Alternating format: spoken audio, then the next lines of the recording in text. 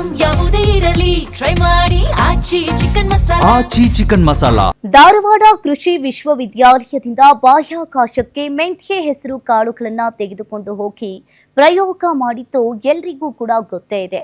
ಇದೇ ಧಾರವಾಡದ ಕೃಷಿ ವಿಶ್ವವಿದ್ಯಾಲಯದ ಈಗ ಮತ್ತೊಂದು ಮೈಲುಗಲ್ಲನ್ನ ಸಾಧಿಸಿದೆ. ಅದೇನಪ್ಪಾ ಅಂತೀರಾ? ಆ ಕುರಿತ ರಿಪೋರ್ಟ್ ಇಲ್ಲಿದೆ ನೋಡಿ.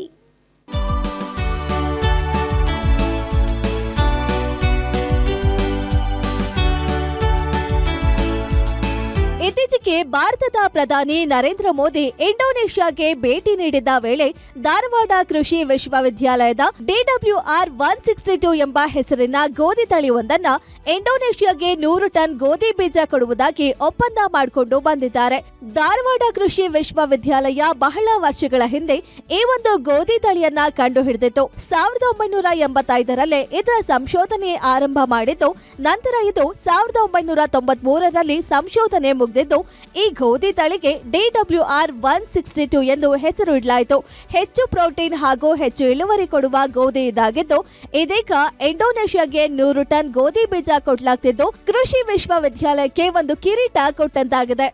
ಭಾರತ ಮತ್ತು ಇಂಡೋನೇಷ್ಯಾದ ಮಧ್ಯೆ ಒಂದು ಒಡಂಬಡಿಕೆಗೆ ಬೈಲ್ಯಾಟರಲ್ ಒಡಂಬಡಿಕೆಗೆ ಒಪ್ಪಂದ ಸಹಿ ಮಾಡಿದ್ದಾರೆ. ಅದರಲ್ಲಿ ನಮ್ಮ ಕೃಷಿ ವಿಶ್ವವಿದ್ಯಾಲಯ ಧಾರವಾಡದ ಹೆಮ್ಮೆಯ ಕೃಷಿ ವಿಶ್ವವಿದ್ಯಾಲಯ ಧಾರವಾಡದ ಗೋಧಿ ತಳಿ DWR 162 ಅಂತಕ್ಕಂಥ ಒಂದು ಗೋಧಿ ತಳಿಯನ್ನು ಇಂಡೋನೇಷ್ಯಾಕ್ಕೆ 100 ಟನ್ ಬೀಜಗಳನ್ನು ನಾವು ಇಲ್ಲಿಂದ ಕಳಿಸ್ಕೊಡ್ತೀವಿ ಅಂತ ಒಂದು ದ್ವಿಪಕ್ಷೀಯ ಒಪ್ಪಂದಕ್ಕೆ ಅಲ್ಲಿ ಸಹಿ ಮಾಡಿದ್ದಾರೆ. ನಿಜವಾಗಲೂ ಇದು ನಮ್ಮ ಕೃಷಿ ವಿಶ್ವವಿದ್ಯಾಲಯ ಧಾರವಾಡಕ್ಕೆ ತುಂಬ ಹೆಮ್ಮೆ ಮತ್ತು ಗೌರವವನ್ನು ತಂದುಕೊಡ್ತಕ್ಕಂಥ ವಿಷಯ. ಇನ್ನು ಈ ಗೋಧಿಯ ಇನ್ನೊಂದು ವಿಶೇಷತೆ ಅಂದ್ರೆ ಉಷ್ಣತೆ ಮತ್ತು ಬರ ಎರಡು ತಡೆದುಕೊಳ್ಳುವ ಸಾಮರ್ಥ್ಯ ಹೊಂದಿದೆ.